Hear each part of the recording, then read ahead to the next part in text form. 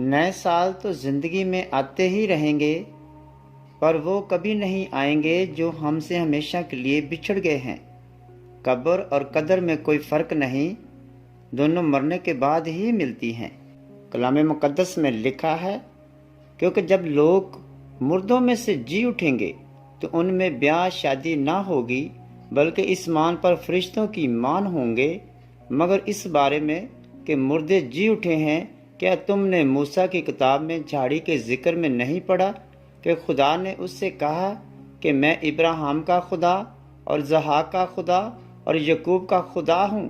وہ تو مردوں کا خدا نہیں بلکہ زندوں کا ہے، بس تم بڑے گمراہ ہو۔